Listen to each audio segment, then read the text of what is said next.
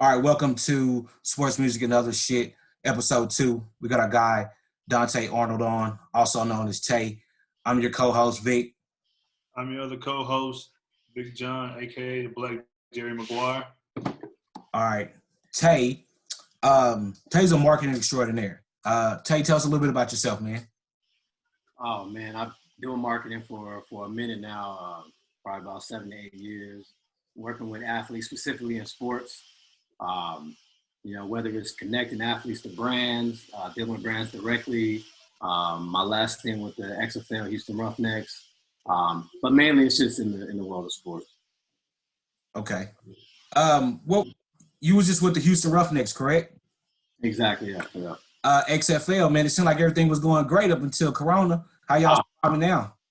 I mean, it was like you said, it was great. In Houston, we started off 5-0. We were the best team in the league.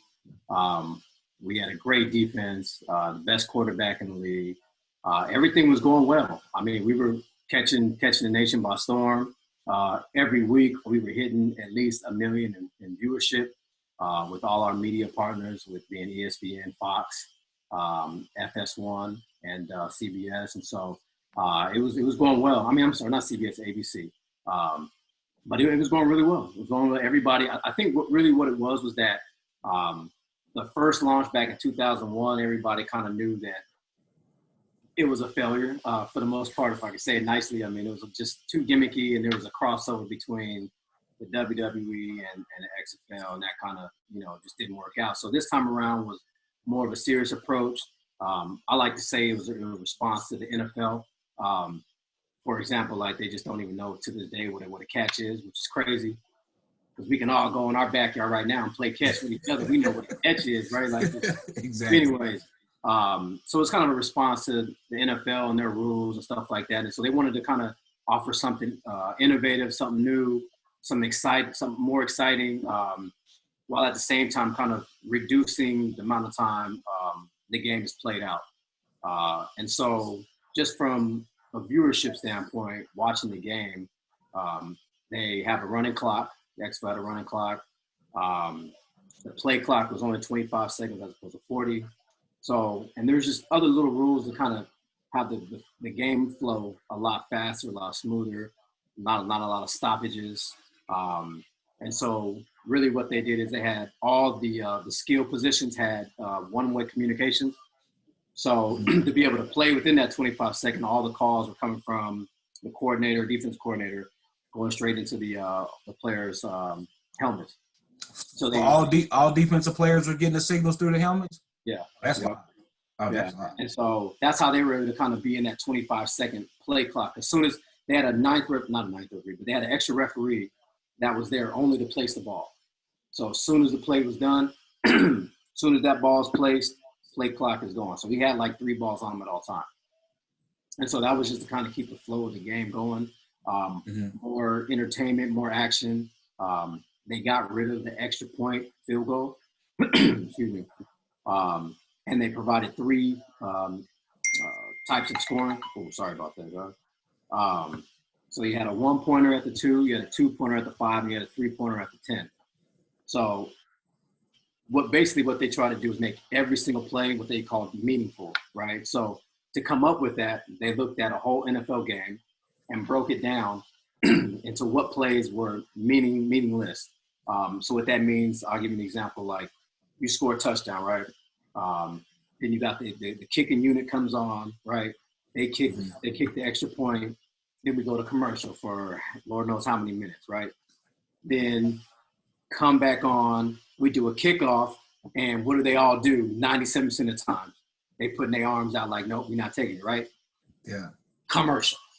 Right after that, right? Then we come back, you know what I'm saying? And then you get your first play, right? So what they were trying to do is make every play meaningful. So they got rid of the extra kick, so guys can go from 1, 2, or 3. And then what they did at the kickoff is that if you allowed the ball to go into the end zone as a receiving team, then the ball is placed at the 40-yard line. So yeah, you can't let it go. You have to, you know. So pretty much we're forcing you to return it. Turn right? it on, yeah. Exactly. And so that's kind of how, little things like that to kind of make it overall. So with that being said, I think all that coupled together kind of made a more exciting game.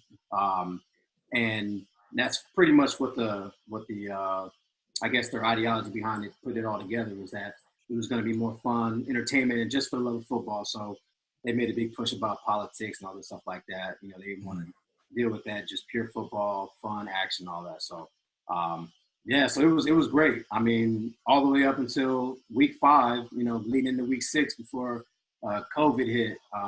You know, it was doing its thing, and the way we know that is that I think there's a total of 26 total, I think, so far. Guys have signed from the XFL to the NFL. Yeah, that's what I was gonna say. I seen that where they had some guys had signed from the XFL to the NFL. Right. Yeah, so, I mean, that's a direct correlation to how good the product was in just 5 games. You know, you're not going to see, like, any other minor league team, you know, in basketball, I doubt, like semi-pro, ABA, all the other leagues, you probably won't have a direct signing from one of those leagues. And I'm not putting those leagues down, but it just won't. You just won't see it. Do you feel like y'all gonna return next season? You think it has an opportunity to overcome the COVID thing and come back? I think it can, just financially, because it was a startup. It was the first year, and we only had a half a season. It just wasn't enough to sustain this COVID, you know, season, really, because there's no certainty as to when all things will come back. And so the league started literally a week after the Super Bowl. So we were already had a short 10-week season, which would have ended April 26th, which was our Super Bowl, if you want to call it that. So we were already going into like a 9-month off season, leading up to February again. So not only did we have an extra month off season, then we had the NFL possibly talking about pushing their season back. So then that would have added, you know, extra month, maybe 2 on our season, off season. So it'd have been a lot of money being bleeded out. Now, could it come back? Yes. Obviously, it'll be under different ownership because, unfortunately, Vince McMahon had to file Chapter 11 this past Monday. Yeah. So, unfortunately, if he can find a buyer, which, you know, over some time, I think he might be able to get a buyer. At what cost, I don't know. But, yeah, for sure, the platform is there. I think he can come back. Well, I mean, you know, Vince is now on a Trump task force for opening up the United States again. So you probably gonna have a bunch of buyers at this point. True. You're probably gonna be in there like, hey, you know. Hey, what? One of the things that I wanted to know from a marketing standpoint, what kind of pressure did you have trying to come out of the shadows of the old XFL?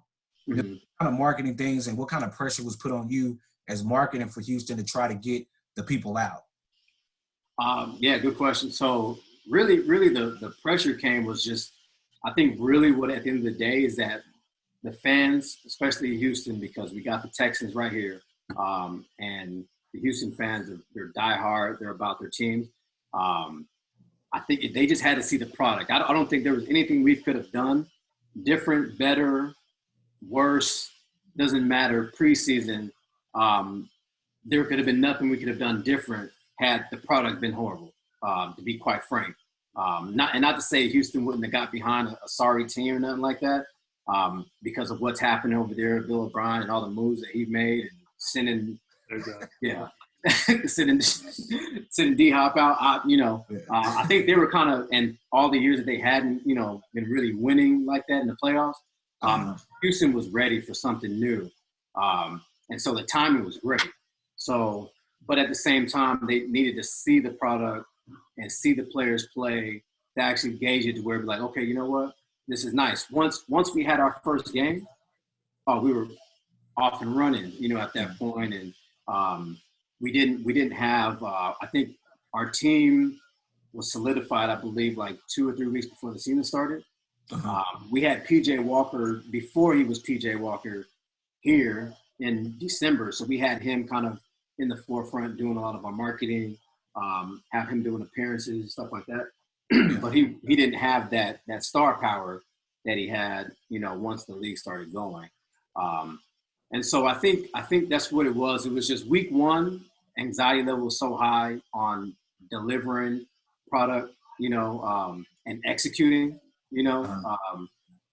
I think that was more of the pressure, was the execution of week one. And then after that, it kind of, died down, and, we were able to kind of really, kind of get things going and do things within the community. Yeah.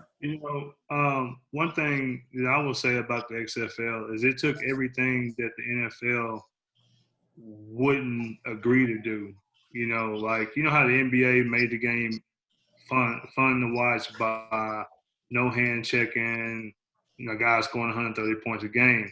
In the XFL, like you said, it was a fast-paced game, and on top of that, they made it to where you had to return, and that's one thing the NFL is trying to take out.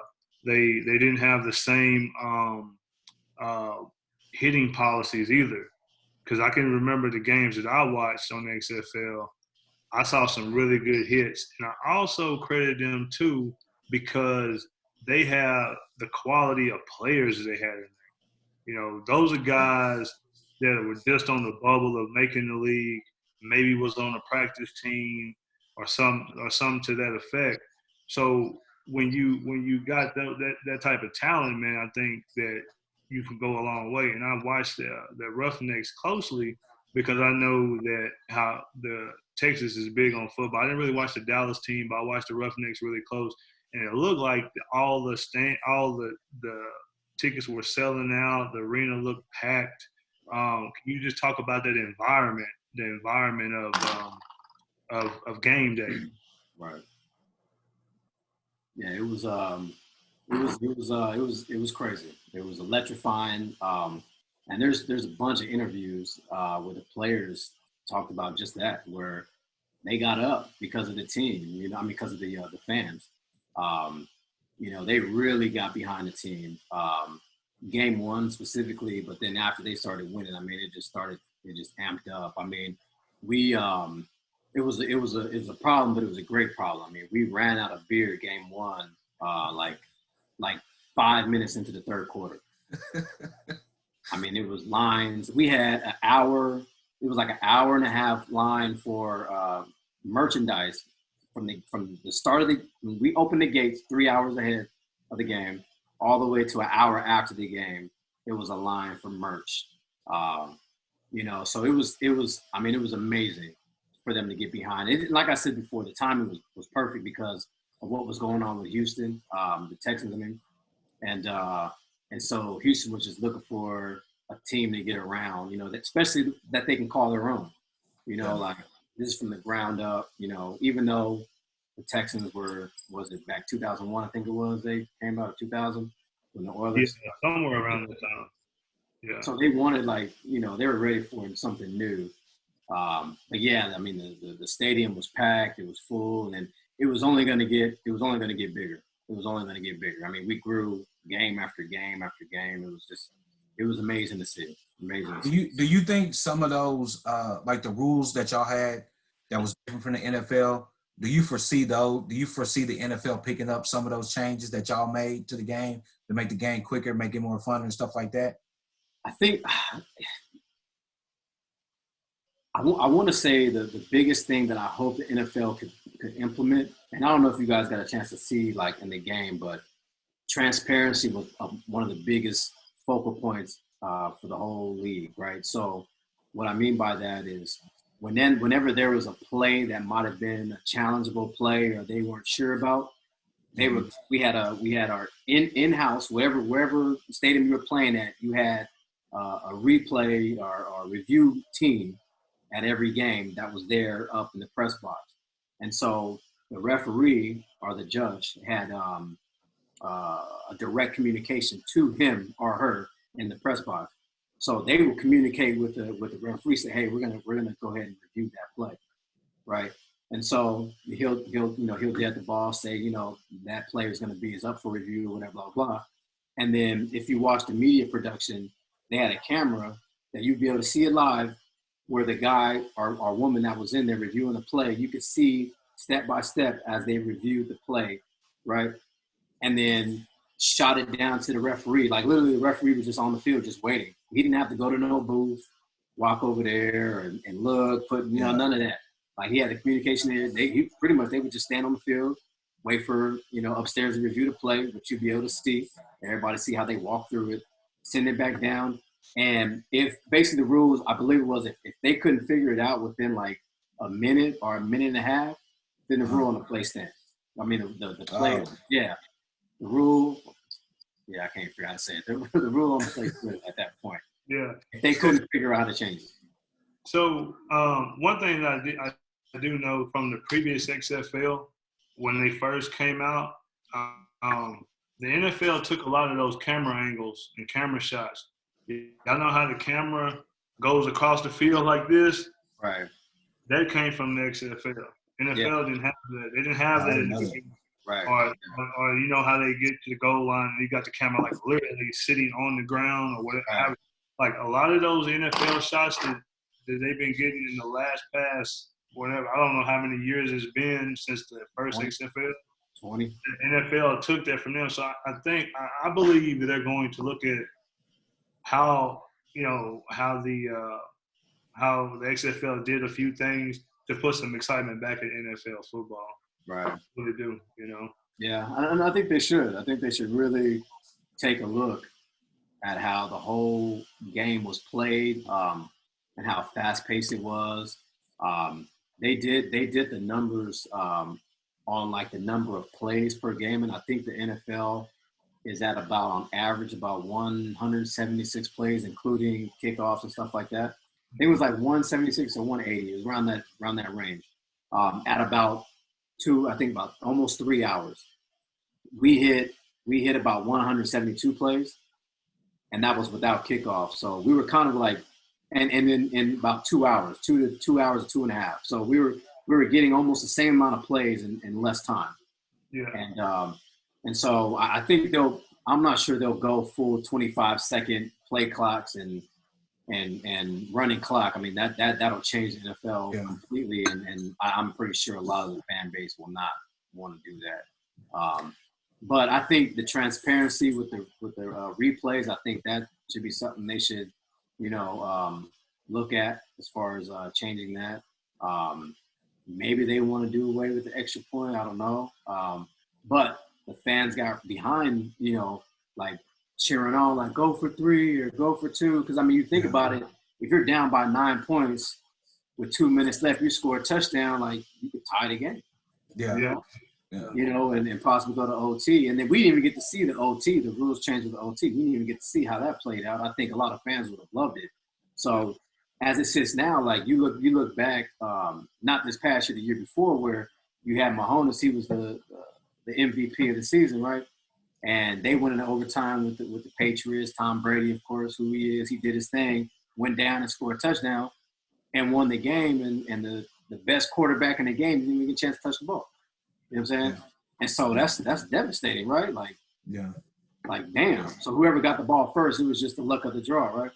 Yeah. But with the overtime that they had in place, it truly would have had the best team won. So you look at like soccer when they do the penalty shootout, where you have you pick your 5 guys and they go back and forth against the goalie who can score. Whoever scores the most at the end wins. And if they're tied, they go whoever makes the last one, right? Whoever blocks it. So it would have been very similar to that. So imagine let's just look at the field, right? You have offense and you have defense for one of the teams, right? They're on one side of the field, right? And then the other team's offense and defense on the other side of the field, right? So you're gonna go play for play. So if one team scores on this side, then they get 2 points. And then on the other side, the defense gets a chance to stop. And if the offense scored, they get 2 points. And it'll go back and forth until one team makes a stop and the other team, does a score, then that team wins again. So it's basically like a shoot-off going back and forth. Yeah. So your defense gets a chance to make a stand, and then your offense gets obviously to put up points. So I think that would have been fun, exciting, to kind of have the fans see that. I think that may be something that, I guess it'd be kind of similar to college, the way they have it set up, where there's no clock, right? You just kind of start at the yard, whatever yard line it is, and you score and then go back and forth. I guess it'd be something similar. Yeah. just a little bit more structured. But yeah, I think they definitely should look at some XFL games and maybe make some tweaks, or at least learn how to what a catch is. I think that's the main thing they need to figure out. Right. I think from a standpoint, if you're a football, an NFL fan, a fan of college football, college basketball, and the NBA, and you're not a fan of baseball, like you get that moment, that time when football season ends, and you need something to watch. Basketball, a lot of people don't like to watch basketball until hit the playoffs. I think XFL was like at the prime time spot. Right. You can come out of football season, out of NFL season, and then bam, you got something else to carry you over into the playoffs or to the Final Four or whatever have you. I think it was just at the prime time spot for fans. If you didn't like baseball, now if you like baseball, you got something to watch. Right. That not really into baseball like that, like being able to watch the XFL while these other sports have kind of like dwindled out or they haven't hit their prime yet, I think it was just at a perfect spot. Oh yeah, it was perfect. I'm glad you brought that up because if you're a football fan, if you're a football fan, the XFL takes you right into OTAs, takes you right into the draft. It takes you right into that where you just pick up, where you start to kind of follow your team and even right into the summer. I mean, it was perfect. We did have our challenges from a media standpoint because there was one Sunday night game that we had to go up against the Lakers and the Clippers. We still did good. I mean, we got almost 1 million views. I think it was like 900-something thousand, I believe it was. But so that was tough, going up against, that's the primetime game, right? I don't think any other game would have been able to match, that game specifically, but with all that star power. But the season would have ended April 26th, which is right when the NBA playoffs jumps off. So, like you said, it was perfect timing by the time it ended. And then the playoffs, for the basketball ended, then if you're a baseball fan, that takes you into the last quarter of the baseball, which then starts up football. So, yeah, it's perfect. It was that window because, I mean, that baseball right there is like that drive, we don't want to get it. I don't want bad talk baseball for those that love baseball. I'm a baseball fan, but I don't watch it until the end, to the playoffs. Yeah. But then, then you had leading up to playoffs in basketball, so you kind of had that going out through the week. But then, Saturday and Sunday you had your football fix, if that's what you needed at the same time. So can you tell us about some of the challenges just trying to get the city behind the team? I know Texas is a football state, right? But based on how it was perceived before the XFL was, and you having to get these, you talking to people, trying to get the community involved, not just the fans, but like local businesses, and because a lot goes into the production of that. You want local business, you want to seem like, the local dealership is supporting it, the the biggest local restaurants, all that stuff. Can you kind of tell us did you guys face any difficulty doing that, or did you feel like y'all had the business community behind y'all? So I would say both. Our challenge was what it was before. In 2001, when it was the first launch, getting people to think outside of that and to take it seriously. And I'll answer your question in terms of the fans, but it was also the players. Like, we had to get the players to buy in, like, especially with the AAF that just happened the year before and it folded because of financial reasons. Now you got guys coming in. Here's the XFL, because mind you, the team wasn't put together until 3 weeks before the season started for 8. So we had these guys go through training camp and our own little draft that we had, and so we had to get the right players to buy in, and then we had to get the community wrapped around that whole concept of, here we got this new team, we got this new league, and so the challenge of that was, for one, it's a new league. Is it going to be around, right? I don't want to as a company or corporation, I don't want to put my money out there if I know, the XFLs could be gone tomorrow. The AAF, I think they ended their season in like week 7, I believe it was, or week 6. And so whoever, put their money out in terms of, marketing, our sponsorships, they took an L, along with everybody else. So I think that was the main challenge. But I would say it was a challenge, but it was more or less we as an organization were really more concerned about the execution and the product being put out there and how it was displayed. We had a 3-year I guess business plan basically that we were going to do all we could to build the brand up for 3 years. Before we start going into, really start pushing out more of the marketing where, you'll see us more. But we did enough, especially with Fox. They were our main sponsor where we had our commercials during the Super Bowl. Because I don't know if you guys pay attention, but we had our Super Bowl commercial, and that was when it really started to pick up in terms of advertising and marketing was that week before. And then unfortunately, it's hard to really answer this question because the challenges were just that they were there. We never got a chance to really address them because our league stopped obviously, at week 5, and so we really couldn't really do much because we were so worried about the execution of it and making sure everything it looks nice, shiny, and pretty, so then we can then go in to the market and the community and start, which we did slowly and shortly as each week kind of went by. But mainly that was it. One of the things I will say that I wish we would have done more of in the beginning was the advertising marketing of, hey, we're here. This is the league. We're Houston, and we didn't do much of that. Because, I had calls and phone calls from that my colleagues would tell me about and something I got directly like, I didn't even know there was a team in Houston. I didn't even know this, or I wasn't aware that, blah, blah, blah. So I think the challenge was just that. And then the fact that we didn't have like a star player to really galvanize the community behind, right? We didn't have that name and then we couldn't sell the experience because we hadn't had a game yet. Yeah. So we were kind of stuck in that, so I think that's where the emphasis was really like, all right, we're just going to execute game 1. We're going to execute game 2.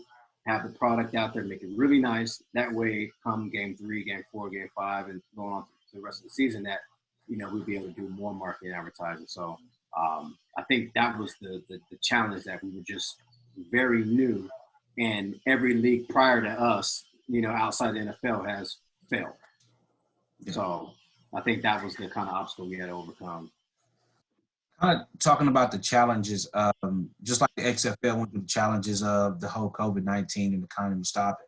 Yeah. A lot of small business owners, like such as myself, like, can you explain or kind of give some tips on how important your marketing is now that everybody's at home, and where like small businesses and stuff like that, or even big business, however, how important is the market right now when the economy slowed up? Like some things that, might be helpful to them. Yeah, well, we all knew that everything was going digital, everything was online, and all social. That was one thing. And if there's anything that hasn't been brought to the forefront with COVID season, is that having that online presence is so important, right? And not just saying, okay, we're going to be online and we're going to have that presence, but it's how you deliver the message and how you interact with that following and the fan engagement involved. So now what's happening is that you got a lot of companies and small businesses that are going to online, and they're trying to figure out a way to engage their followers, engage their fan base or their consumer, right? Keep them active, because right now, like, we're all uncertain what's going to happen. We don't know if we're going to lose our job. We don't know if we're going to keep it, or if we already lost our job. We in that unemployment line where you can see if we don't get a check, and not only just that, but when it's going to come back, right? So everything's kind of like, from a small business standpoint, if you're in like the retail where you're selling products and stuff like that, that's one of the toughest things right now, is because like people are kind of holding on to their money because they don't know what's going to happen. They need to pay bills and stuff like that. But I think as a small business, I think the message you need to put out is straight to the consumer, and just market and advertise that way. Maybe you need to change your message up a little bit, in terms of like how you want your product to be seen at this point in time, or maybe I've seen, like, I'm gonna give you an example. This is like, it has nothing to do with small business and everything, but somebody that took advantage of this and is really excelling is you guys, Tory Lanez, right? The Toronto rapper, singer. I don't know that, whatever. He, you could talk. I don't know if you've seen his IG live, his quarantine radio, but it's everything goes type of thing with the women and stuff like that. But what really would happen if you take a step back and look at it outside of just what he has on view, is that he's engaging with all his fans. He went, I forget the numbers, but he's got I think he gained like 10 or 15 million followers just based on his radio that he would do every day for an hour, maybe 2 hours. And it was fun, it was good. But what happened is that the consumer got to see him at who he was and what he truly was, and how genuine, possibly how nice he was, or how cool he was, where he was just inviting just random, guys and women and different other celebrities and artists and stuff like that onto his IG live, and did start people seeing like, oh, he's relatable. He's just like one of us, and it was genius, because now coming out of COVID, for him, now businesses, right, from corporations, you're a small business, right? Let's just say, you have your product. You're looking at Tory Lanez like, man, like, if I'm going to get my product out there in the market, and I need to get my product in his hands, because at any given time, his reach and his engagement is through the roof. He broke Taylor Swift's record for most people live at one time. I think it was like 350 something million people. I mean, I'm sorry, not million, 100,000. Like it was a stupid amount of people, right? Yeah. Just sitting there on their phones, like just looking at IG while, everything that was happening. But what that's opened the door for him is that now companies got to see firsthand how his engagement is and how they can read his product. So you got that MH hat on, John. Like, imagine like you're able to get that hat over to him, right? And he's wearing the hat while he's going off. You know what I mean? Like, and you might pay him, some money to kind of shout y'all out. You know what I'm saying? Yeah. All of a sudden now your return is crazy, your exposure and all that. So I want to say, like, and I hope I answered your question, that I think now, if any, we do realize that online e-commerce is very important to have in your business and have that presence. We all saw what happened to Blockbuster, how they weren't able to, get into the e-commerce of online, and Netflix single-handedly just took them out, right? Because they couldn't adapt to the change. So I think that's where a lot of small business probably need to look at, kind of expanding and earmarking possibly a bigger budget for that portion of it. Maybe even hire somebody, like a digital, marketing man or something like that, that'll come in and make sure that their presence and having that engagement. Was working with recently New Vodka, right? They're a new, well, not new. They're some years in, but they're not really known. They're based out of Dallas, right? So they're kind of like that Tito's type of market. That's where they're at. It's a Texas-based vodka. And so one of the things that they were doing, obviously, is what every liquor does, or wine, right? They do the tasting. They go to different venues, bars, stuff like that, and they give you free drinks and stuff like that. It's just so you could taste. Because when you sell something, right, what does a salesman tell you that you need to do? You need to get the product in their hands, right? Hands, yeah. Get the product in their hands, and you start talking, right? Because once they have it in their hands, they can feel it, touch it, whatever, and then they're more inclined to kind of buy it if you get it into their hands, if they take it. So that's essentially what they're doing, is getting their product into those people's hands, right? And so since they couldn't do that anymore because everything shut down, they're like, man, like, what do we do now? So now they got to do like an online presence, right? They didn't have that before. So they were trying to create that within. So it was very tough. Can it be done? Yes. But it's tough because they didn't already have that footprint already. They already didn't have that following. So they were kind of generating they had to lean on other people. So they had to get like influencers, stuff like that to kind of get that going, whether it's through podcasts, whether it's through, just getting celebrities or athletes and entertainers to kind of just put their product out there and kind of go from there, and then do different things where, you're engaging your followers by doing like, post, go buy a bottle, post, your glass or your shot, whatever, and then we'll send you blah, blah, blah. Like whatever it takes to kind of get your fans engaged with your product. Mm-hmm. And so those are the things that kind of like what I'm helping them out do and kind of navigate through this space right now and create like little events, whether they're like, we were before this whole thing ended, what we were planning on doing with New Vodka is for one, we within all of the XFilms, not all of them, but the ones that wanted to get on, we were going to do like a virtual happy hour. So within my team, right, we had almost 30 people, got them to agree to send everybody a bottle to their house, whoever wanted, whatever flavor they wanted. And then it was going to be a Zoom conference, right? Zoom conference call. And they were going to have one of their bartenders on, right? And they had 3 different flavors, and that bartender was going to make their, signature cocktails, right? And kind of just go through that. So if you had the ingredients, you can kind of follow along, stuff like that, right? We're going to have a DJ on there as well to kind of get it, kind of create that environment. But the main thing, though, was the branding, right? Getting the bottles into people's hands, right? And then, hey, if you post and hashtag this, you know what I'm saying, we'll send you another bottle and stuff like that. So really it's just to kind of get it out there. And all that's within budget, right?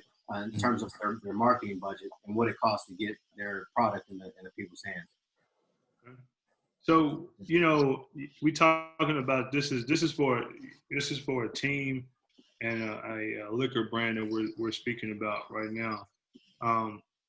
Tell us how difficult it is to convince that brand, that particular liquor brand, to give out 30 bottles of their vodka, because I know we've worked together on a few different things, and seems like it's always hard for people to give away free stuff, right?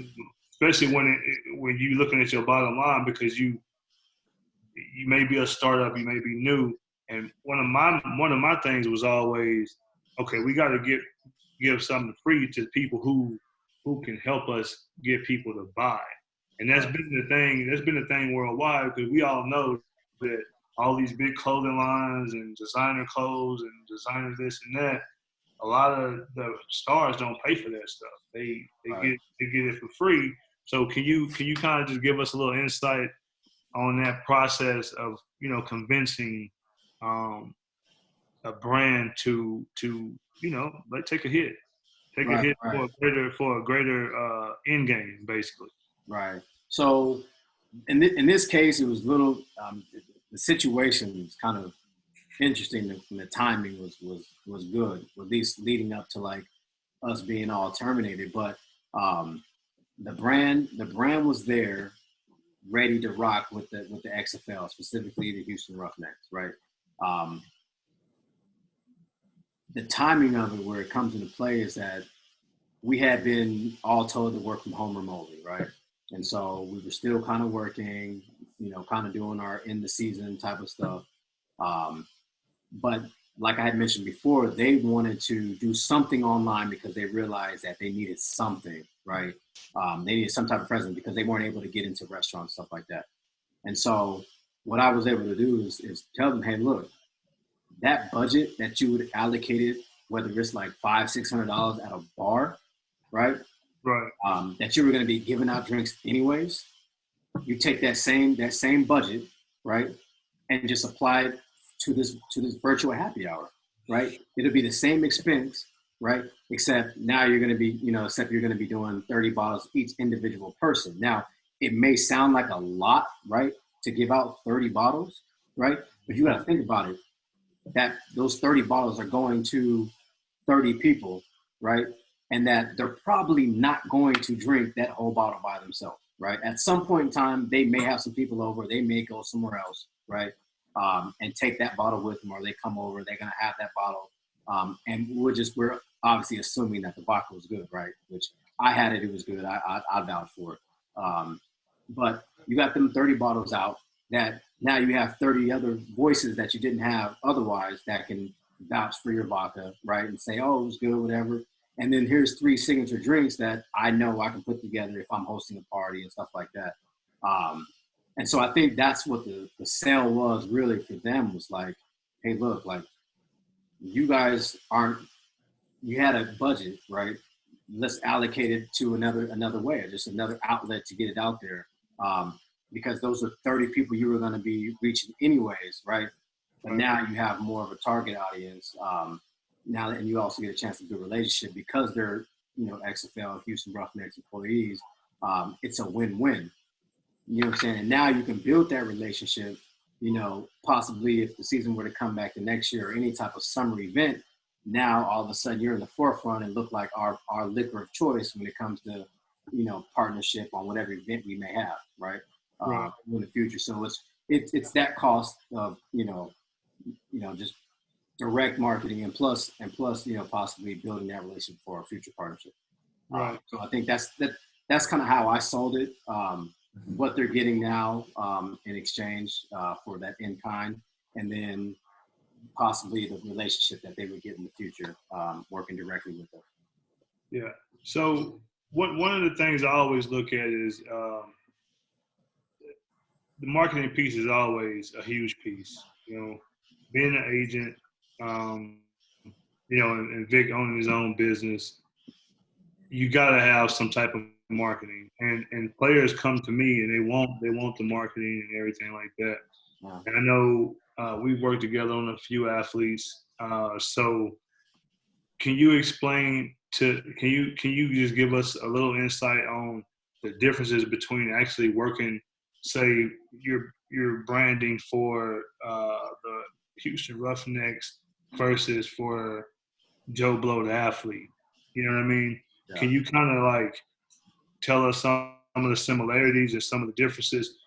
Because if somebody's not really on social media at this point in this age, it's kind of tough to get them to understand that and understand that by doing this, spending money here, you're not going to see it right now, but you will see it, and just kind of some of the just like the differences and similarities for individual athletes, which would be more contractual, I guess, versus you actually working inside the organization and the guidelines that you have to follow there.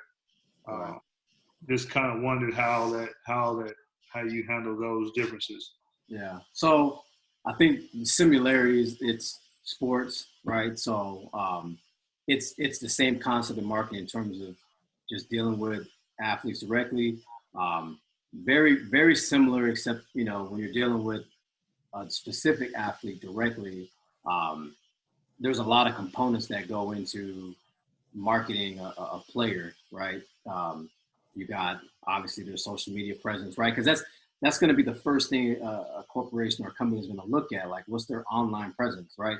If they're not like a star in the NBA or whatever league they're playing internationally, if they're not like a star player where everybody kind of knows them based on the performance, it's tough, right? So you have to have, if you at least have an online presence, at least I can show you, like, hey, look, even if I'm an influencer, at least I can show you, look, at any given time, any given post, anything I put online, I'm able to reach X amount of people, and I'm gonna get this much engagement based on this post. I mean, that's the easiest gauge and sell, for anybody really, influencer, but specifically an athlete.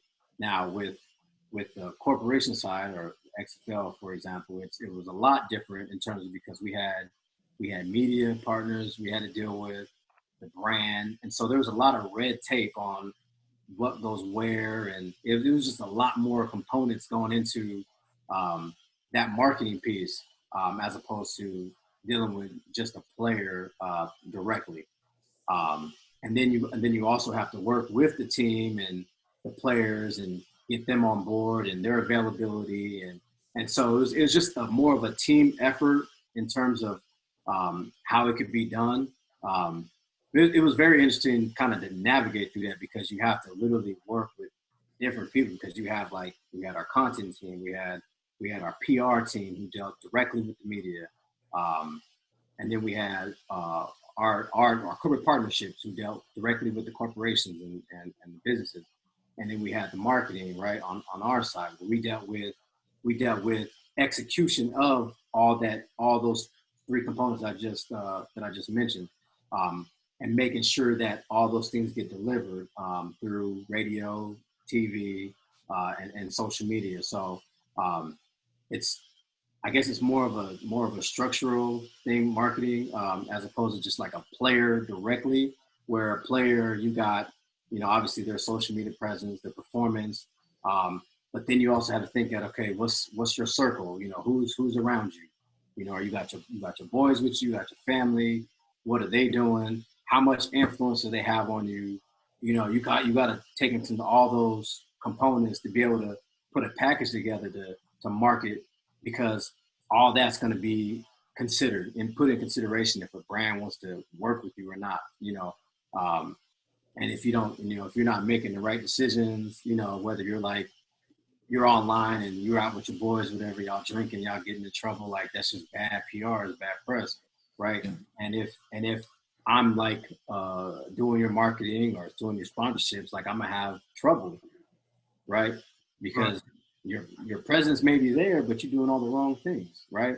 Or your presence is there. You look at somebody like Kawhi Leonard, like he's top 5, top 10, however you want, whatever side of the aisle you on in terms of how good he is, but we can get into that too.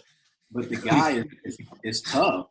It's tough to market that guy. New Balance does the best they can do, right, in marketing him. But even then, it's tough. Yeah. You see those commercials, and that the New Balance commercial is nice. They do the whole LA scene, and they try to say he the king of LA, blah blah blah, and it does nice. But at the end of the day, you're like, oh, it's quiet. And it's like it's New Balance. It's New Balance. Yeah. So, yeah. So you gotta tell the truth, man. You can't say he's the king of LA. Yeah. So it was like, it's tough. But if you have somebody, more charismatic, more in the, that's in the camera, and that could work. You can kind of get around it, and so I think this kind of how to answer your question of the similarity and differences. Right. No, absolutely. Because I can remember being in San Antonio, and I got called to a meeting with Slim Thug's manager, and cause we were doing a Slim Thug show at the time, and he started managing the guy named Killer Callejon, and he asked me for my input. Yeah. And he asked me, why do I think Killer hasn't went over the point where he was at? And I said, well, first of all, you got to be more personal. Like, I feel like when people think they know you or got an idea of who you are, yeah, I think people gravitate towards you. You know what I mean? Like, they think the Kardashians made all that money. They let people into their life. Right. And I do think there should be some type of cap on that, but for athletes, entertainers, agents, people like that, you have to let people into your life to show them what you're doing, That way they feel comfortable. They feel like, okay, well, shit, I saw him. He went and visited this guy, and I know I'm way up above this guy, so I know he's going to come visit me. He's going to be at my game. He's going to be present for what I'm doing. Right. So, I think that obviously, you answered the question really well there. One of the things that I wanted to ask you too is international marketing versus marketing in the U.S. Yeah. Okay? I know from my standpoint, I feel like you could take a guy that's the 7th, 8th player on the team off the bench and take him overseas and get marketing dollars for him. Right. But I think a lot of guys are kind of they don't. It's you would think it'd be a really saturated market now, but it's really not. And I think it's still an untapped market because I haven't seen guys do it. Everybody's doing the basics. They get a shoe deal over here. Nike sends them over there. They do a tour in China. They do all these tours over in Asia. Right. But because I feel like everybody's here fighting for the same marketing opportunities in the U.S., but we already know who's gonna get them. Right. But those same guys are here and they got their thing they got things going on overseas, but there's still a lot of untapped material overseas. Can you speak on that? Because I know you've done a lot of international things, and internationally, sometimes you got to go outside the box, and it may not seem like, oh, this is really going to work. But like, you're in China, you definitely want to have your WeChat. You want to connect with your fans on your WeChat, which is just like Facebook or something like that would be here. So can you kind of tell, give us like the lay of the land on that? I've been in the room with you. I've seen it. So I just want everybody else to know, because I always harp on that when I'm talking to people, and people are like, "No, I want Nike." Okay, well, Nike only gonna give you gear. You know what I mean? Because there's what over here there's 3 types of shoe deals. There's a signature shoe deal. Right. There's the cash deal, and then there's the product deal. Yeah. Now, for the life of me, I don't understand why somebody would be in the NBA and only get a product deal. I mean, I like Nike too. I like Adidas, but if somebody wanted to pay me, somebody would pay me $500,000, $100,000 to wear Q4. I'm wearing Q4. Right. As long as the shoes are quality. So can you kind of just tell us? That kind of goes back to that mentality, and what type of person they are, right? If they're outside the box thinker in terms of, or not even that, if they're just aware of their brand, then they're gonna win. Then you'll avoid that. Oh, I'm just gonna go with Nike, the traditional. If you're like a lot of these kids now, like they're aware of their brand. Even these high school kids, top 100 ESPN, these kids, because of like Overtime and Bleacher Report and all these different group sites, they got 500 to 1 million followers in high school. Mm-hmm. They got brands, like they are brands, and that's why with Zion, I was so disappointed because he's the biggest piece of the pie ever, like that I've seen outside of LeBron coming into the NBA, and he had a chance to do something crazy because he had 4 million followers before even going to Duke, and he had a big brand, and they could have controlled that, and they could have done big things. But can I just say this real quick while you on that quick point? If you're gonna go to the store and you're gonna buy some Jordans, are you gonna go buy some Zions? Or are you going to buy some retros? Retro. That's why I cannot understand why this guy signed Jordan. Kids are not. Nobody's going to the store to get the Jordan. I like Carmelo. I like Chris Paul. I like all those guys, but ain't nobody going to get them. Like you going to get the retros if you're going to get Jordans. That's why I just feel like the guy should just sign with Nike. Right. He should have signed with somebody, but it should not have been the Jordan brand. So 1 through 20. So just to touch on that whole Jordan brand thing, there's a 3-part article on Hoops Hype by Alex Kennedy, and basically it talks about the different shoe deals, and it talks about the Jordan brand shoe deals. And basically, man, like they get the shoe, they can get their signature shoe, right, on Jordan brand, but they also get the PEs, right, the player editions. So you can get your favorite Jordan customized with your your logo. Same thing Nike does, because all that stuff kind of runs in together. But you also get all those exclusive Jordans, and I think that's a huge a huge deal.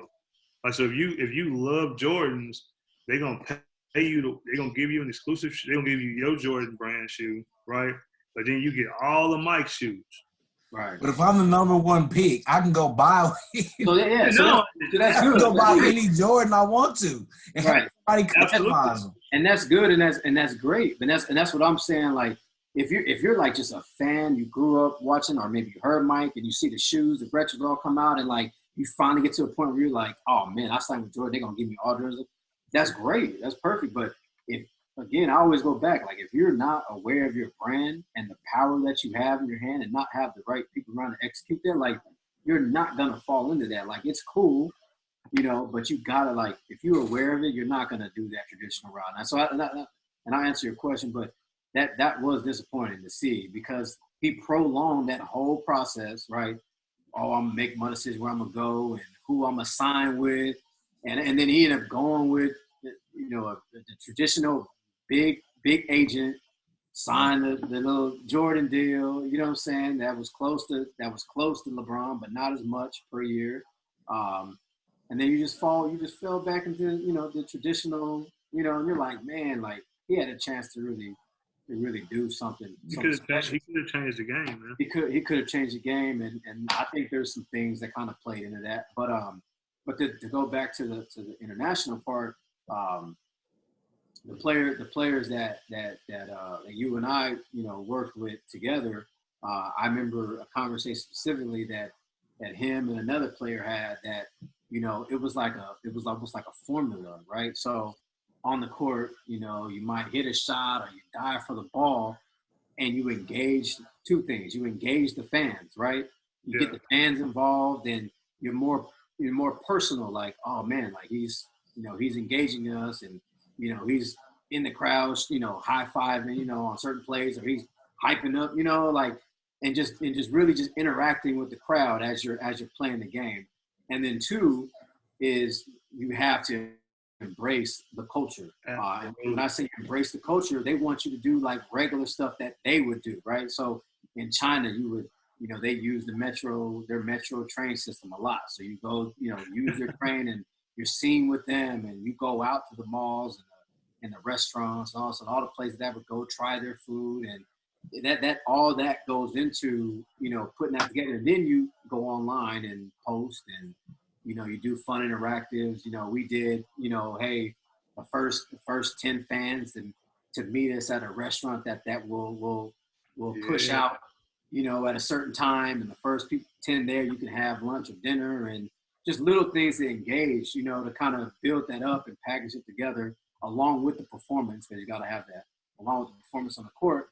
That's kind of how you put that together, because they see like, oh man, it's not somebody coming over here that's just playing for a check, that's going to go back to their hotel, play 2K or Madden, and then go to practice when they need to, go to the game, then come back. You know what I'm saying? Like, right. They want to see their player. They want to see their star player, their fan, and go out and mingle with people. And so I think putting all that together, now you have something that you can package to present to a shoe brand if they're not already aware of what you're doing, or any other water or liquid or hydration company, whatever it may be. Now they're able to see like, oh man, like he's embracing the culture and he's with the fans. We just need to get our product in his hands, or him wearing whatever. And so that's how able to kind of get that conversation going, and then execute a shoe deal based on that, and kind of walking through that whole process. And so going through that, and kind of walking hand by hand through that whole process. That's why I say it was such a disappointment what Zion could have done. Just seeing how much of an impact he would have had both domestically and abroad. And I'm not saying he signed with something internationally, but he had that opportunity, right? Right. I was pushing for him to sign with like a Peak, or not a Peak, but a Leaning or Anta, right? Yeah. Because that's they got like 1.3 or 1.7 billion people over there, right? Right. That's a shoe brand that they all would have got behind, right? Because I mean, let's be honest, like Zion would have had all his Zion fans here, right? Yeah. Regardless of what shoe he had, he would have had his presence here, right?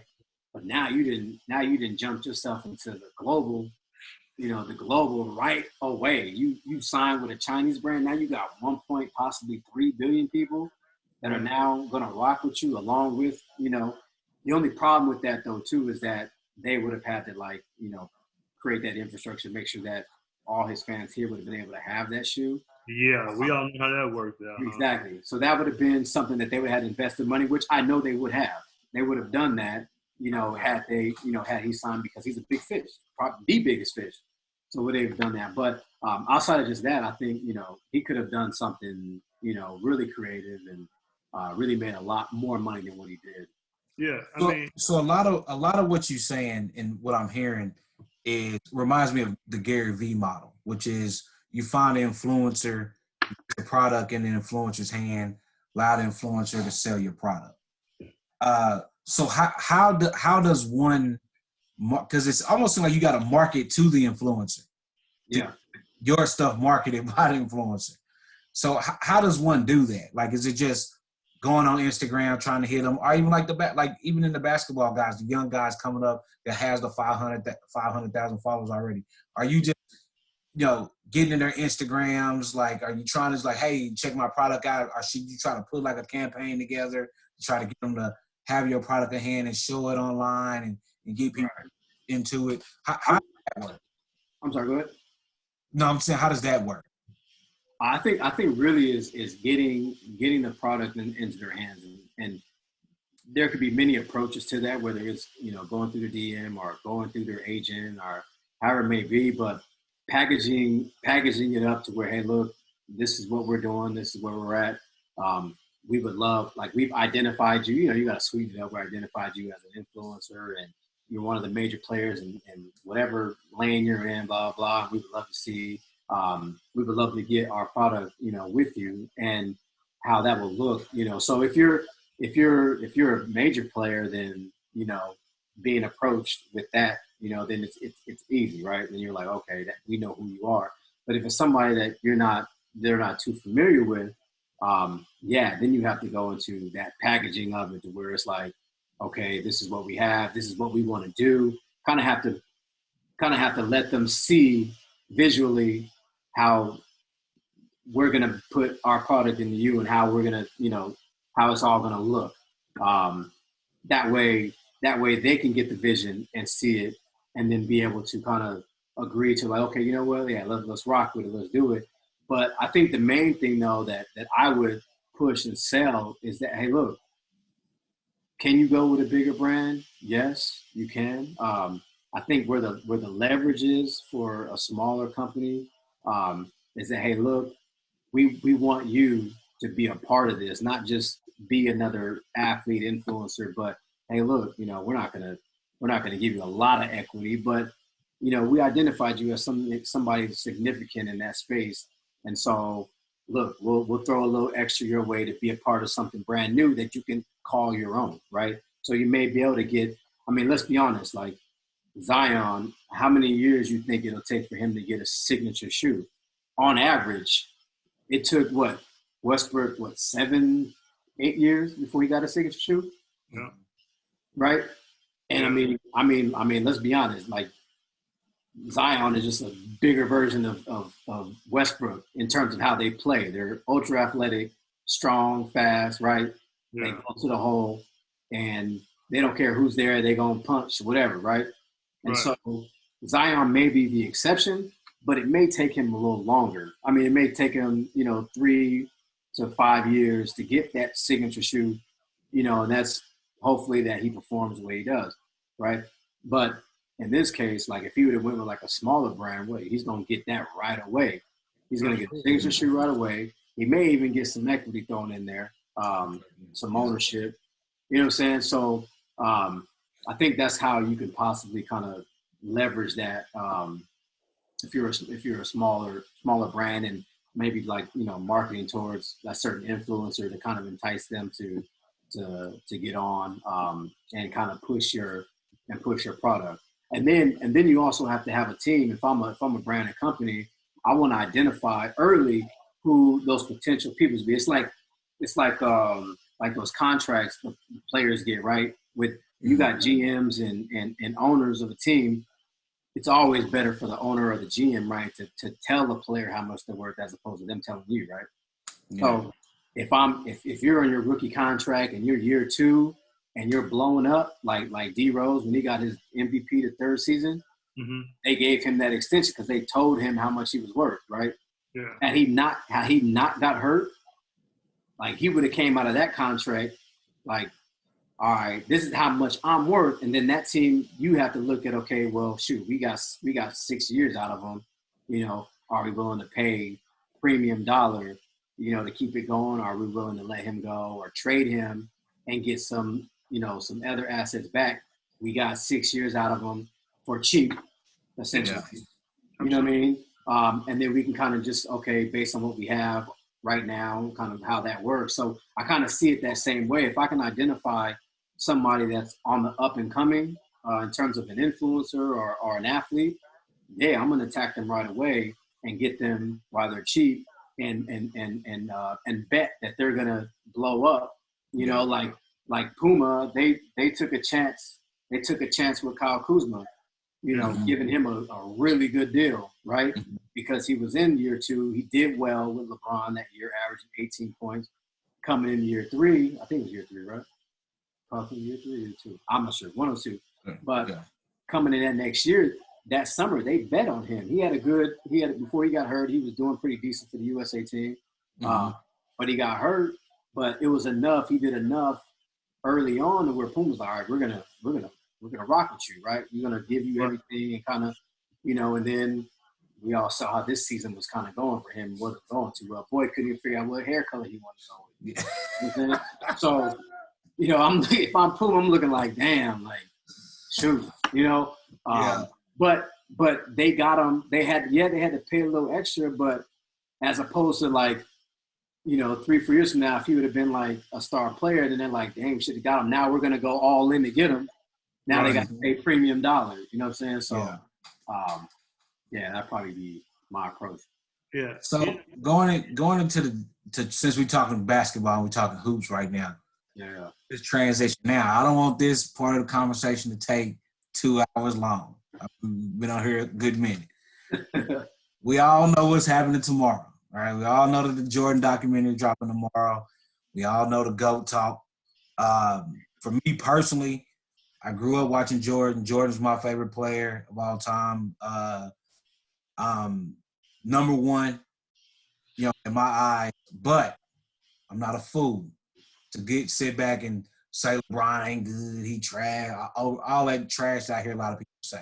For me, depending on what topic you're talking about, we're talking 1A, 1B. If we're talking about who's the best scorer, I'm going to say Jordan 1A. If we talk about who's the best overall player, LeBron going to be 1A for me, Jordan is 1B.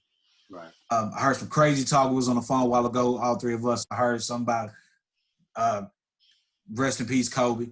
But I heard Kobe being, you know, 1B and Jordan being 3 or something like that. Well, you know, Tay, we don't know who said that. I have no idea who said that. But I just want to kind of get y'all thoughts on you know, before we even see, you know, the documentary tomorrow. Things don't come out after that. You know, this is going to be a long talk for the next couple of weeks about this documentary. Who's going to be the greatest? Is this put out? You know, is this going to have Jordan, you know, solidify his number 1 spot over LeBron? LeBron's still playing. You know, to me, it's just kind of like, you know, it's going to go by, you know, decades or whatever. You know, like if you grew up watching Jordan, like Jordan's going to be your favorite player, you know. But if you're a true fan of just overall basketball, you can see the greatness in LeBron. Right. You can say, hey, you know, other than the championships, you know, like this guy right here has done it all. And for me right now, I mean, I think he's the greatest player in the game right now. I think he's giving Jordan a run for his money. LeBron's career isn't over with. I think when it's all said and done, he'll hold pretty much every record. And I think, you know, 10, 15 years down the line, like how guys our age who grew up watching Jordan, you know, how people are saying he's the best now. I think in 10, 15 years, the kids that's growing up watching LeBron, I think it just goes by, you know, ages and growing up and stuff like that. But for all you clowns who ain't never seen Jordan play, stop talking about it. You ain't seen Jordan play. Y'all 19, 18, 17 ain't never seen the Jordan game in your life. All you know is the retros. You know, you ain't never seen that guy play. You steady talking about he the best. You ain't went back and watched no film. You ain't did none of that stuff. But what's your guys' thoughts on that, man? I guess I'll start it off. I'm with the Jordan being the GOAT, and I'm okay with that from the aspect of, and this, I mean, it kind of transcends basketball, and I think that's where LeBron is kind of doing what Jordan did, just on a whole nother level. But I mean, Jordan is an icon. You know what I'm saying? Like, there would be nobody like him in the way he did it in the 90s specifically. Like, he had his struggles in the 80s, you know, the latter part of the 80s with Magic and Bird and Detroit, and kind of going through that, he struggled, and it wasn't until they traded for Scottie Pippen, to where they really started to pick it up, and he started, and then he won his six, with 2 3-peats, and then the shoe, he's just an icon. And what they did in '92 when they went to Barcelona and did the whole Olympics, and I mean, him and Davis during the time, that was the NBA. Like, he was the true face.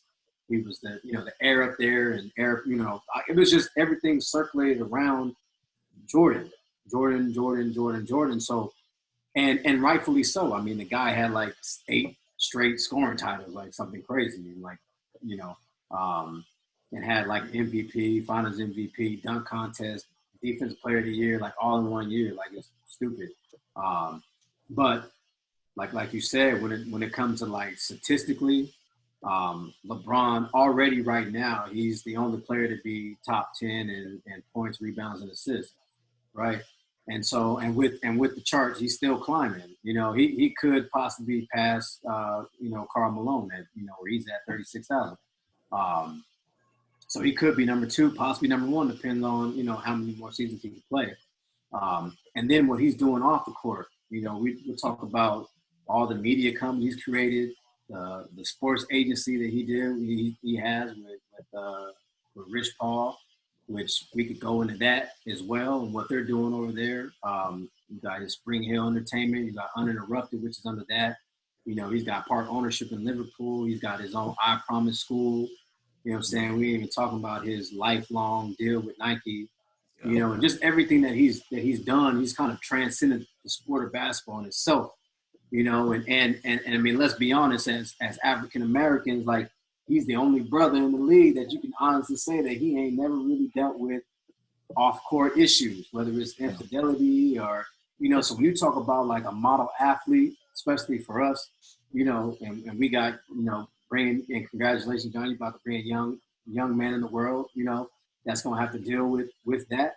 But LeBron is that guy to look at. And I don't want to talk bad about Jordan because he had his issues, off court, but LeBron, you could say he's done it right. He's done everything. And that, to me, that's what gives me my nod of the GOAT to LeBron, because from coming out of high school with all the spotlight and scrutiny, he was able to not only just navigate through that, but he was able to excel in a crazy level to where he's at now. Like, it's insane just to see, like, we were watching his TV show, The Wall, and it's executive produced by Maverick Carter and LeBron James. Like, are you serious? And so, just everything he done, it comes to that. I mean, I didn't even get into Kobe. Respect to him, rest in peace. But he had the blueprint of how Jordan did it, and he fell a little bit short statistically and championship. And that's not to take nothing away from Kobe, because Kobe is the GOAT. We call him, in terms of his Mamba mentality, I think he took Jordan's mentality to the next level. Yeah. Where he was just that no nonsense. I'm gonna outwork you. I'm gonna out hustle you. I'm gonna make life a living hell for you, for them 48 minutes on the court. And not only that, I'm gonna score 60 on you. And so he took that mental piece from Jordan and kind of just took off with it. So he's a GOAT in his own right. But statistically speaking, from it just individual, I don't see him as the top two. He's 3 to me.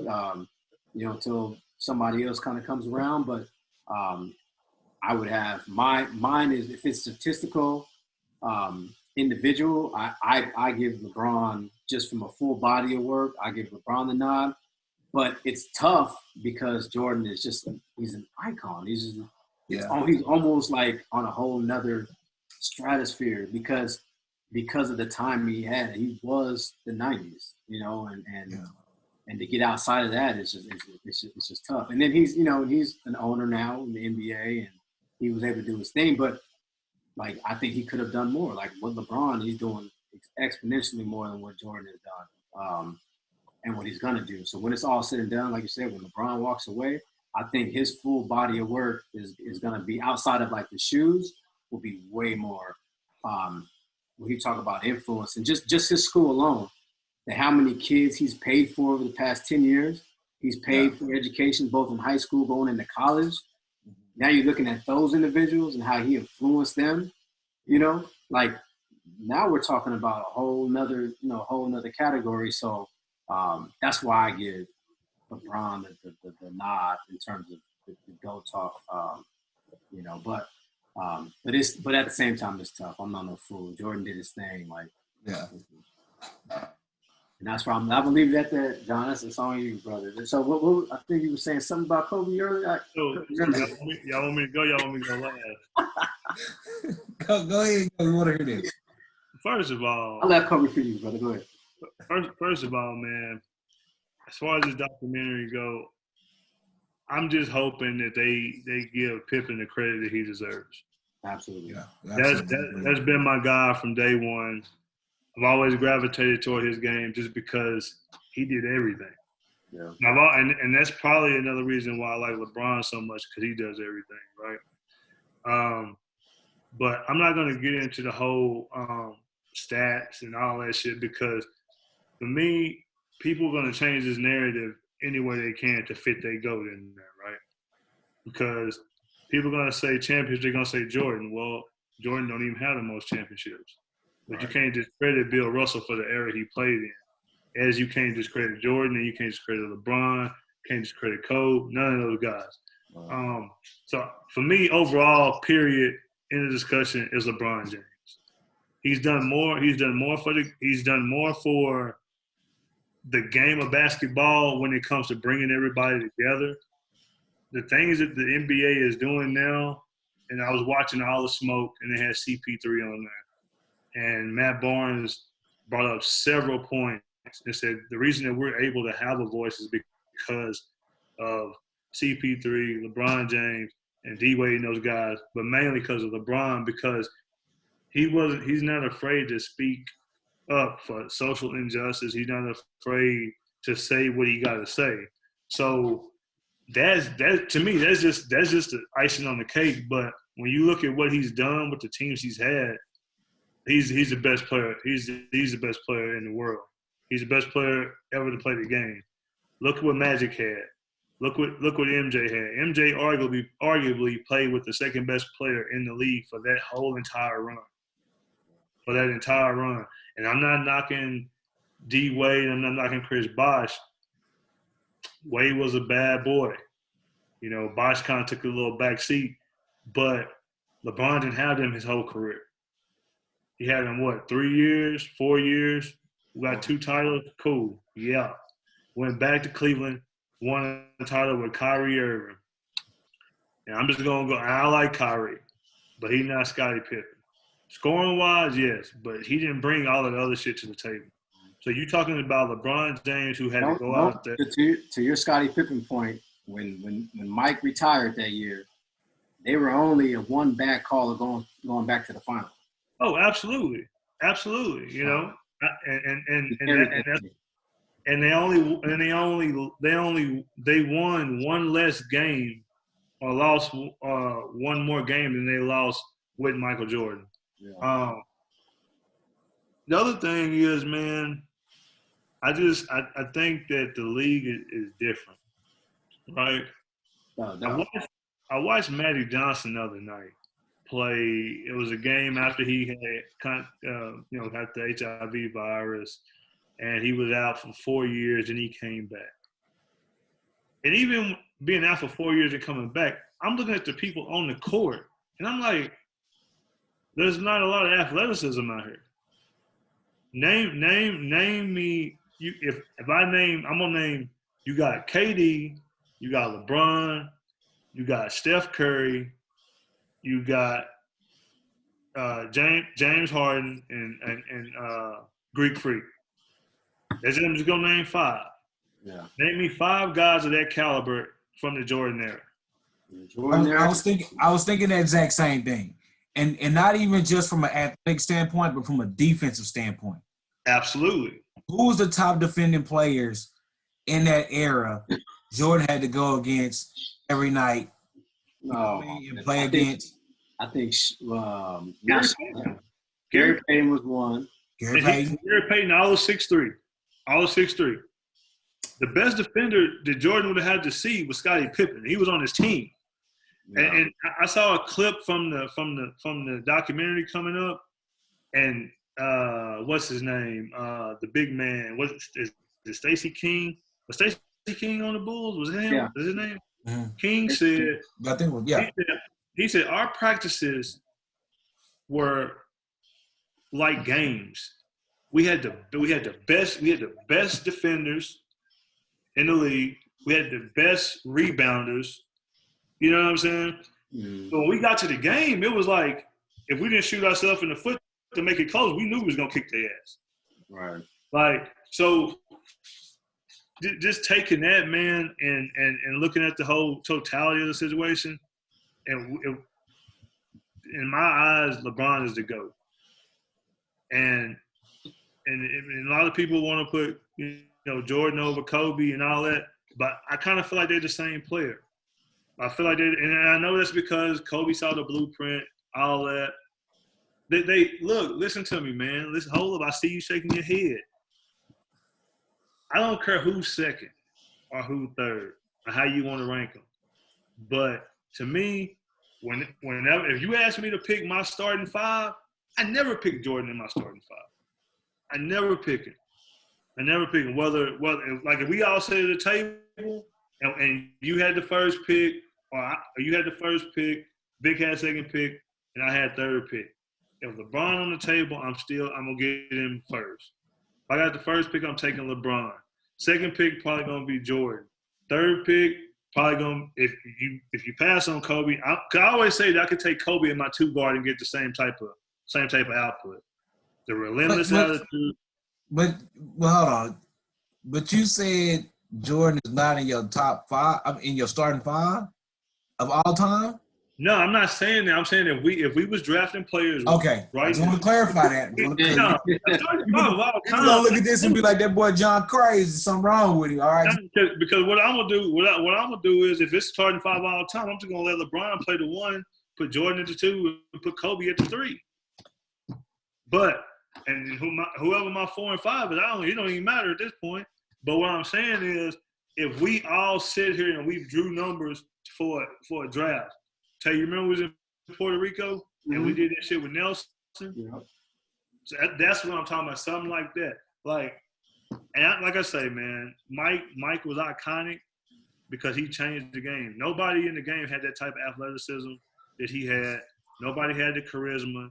And that's one reason I can't wait to see the documentary, because if you was somebody growing up in the 90s, the 90 Cowboys and the 90s Cowboys and the 90s Bulls, those two teams had so much swagger. You know what I'm saying? On and off the court. And I'm just saying that because, that's the facts. Like Jay-Z said one day, he said, man, him and Charlamagne both said their dad was Cowboys fans, right? Cowboys and Bulls fans. Mm-hmm. Because those were the teams they grew up watching. They grew up watching, and they had the swagger. They had the cars, they had the money, they had the girls, they had, they was living that nightlife, the whole 9 yards. So just to go ahead back to the whole Kobe thing, I'm not saying he's better than Jordan, but he might have did more with less too. I mean, he had Shaq for the first 3 championships, 2, 3. But after that, he had Lamar Odom, Paul Gasol, Andrew Bynum, Ron Artest, and Andrew Bynum. But what I'm saying is none of those players are Dennis Rodman. None of those players are Scottie Pippen.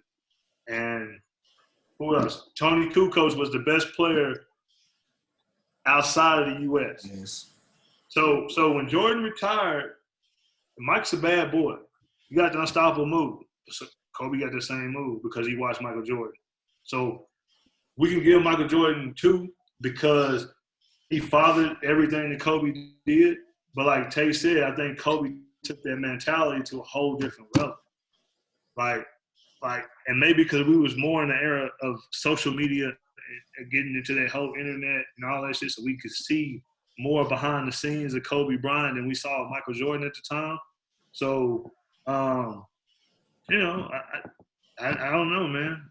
LeBron's my number 1, and Kobe and Jordan is after that. You know what I'm saying?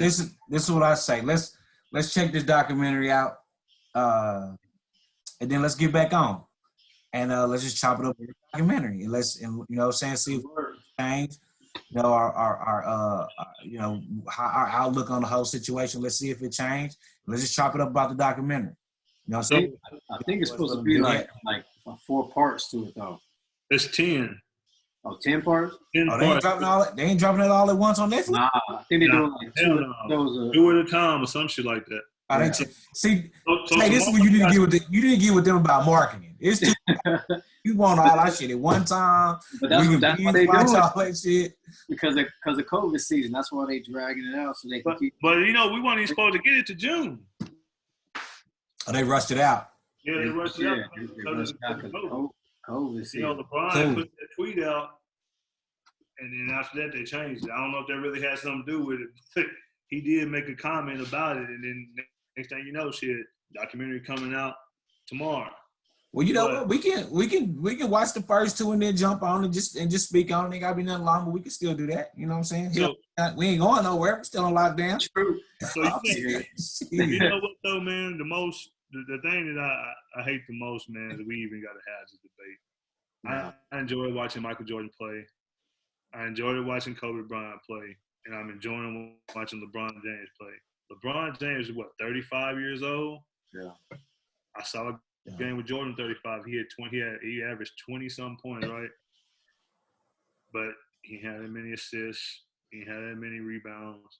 You know, he was totally different player at that age. Yeah. But that's what I'm saying, though.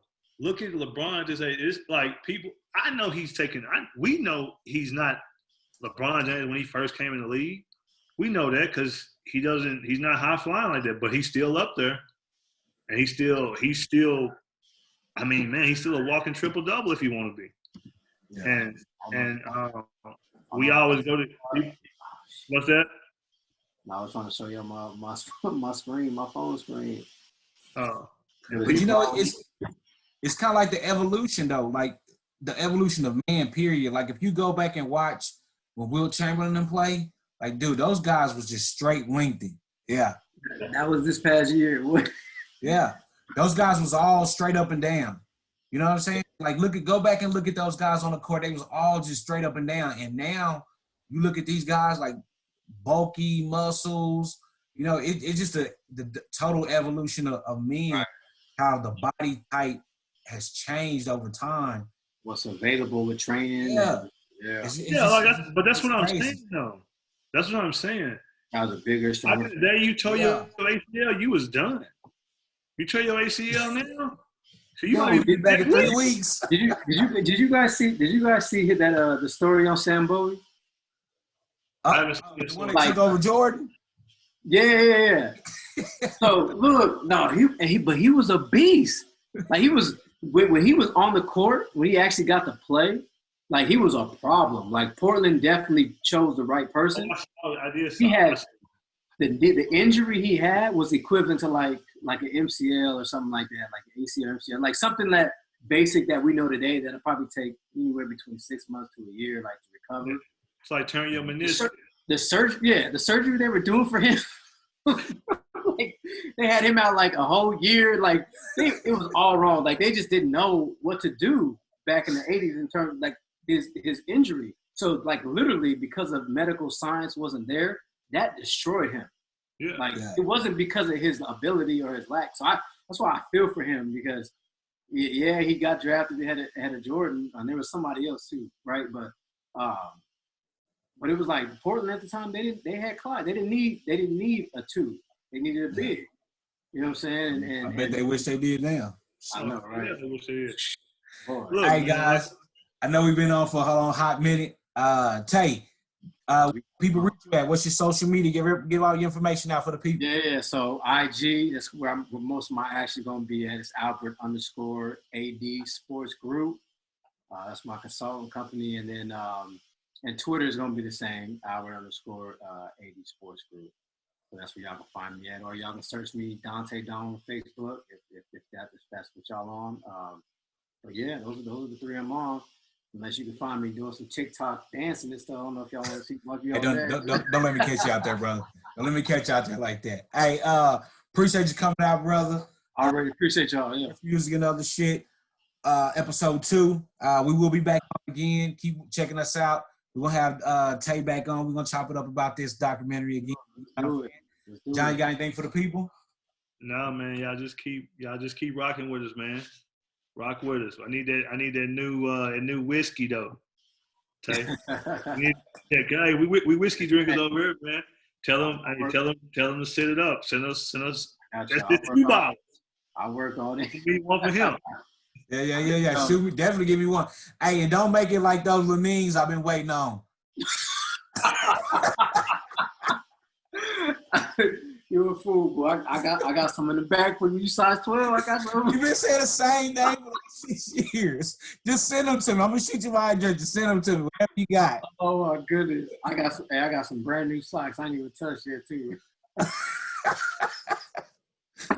That's so funny. Hold on, man. If you got some 14s over there, send them my way, man. Nah, they all 12, bro. I know you got them way aways over there, man. Stop playing. Too many of them. Nah, we gave them all away at the combine. Yeah. 14. Yeah, man. I appreciate y'all having me on. Good, but best of luck to y'all and y'all new endeavors. So yeah, man, y'all keep at it. Appreciate you, brother. For sure. Out, guys. All right. Yep. later.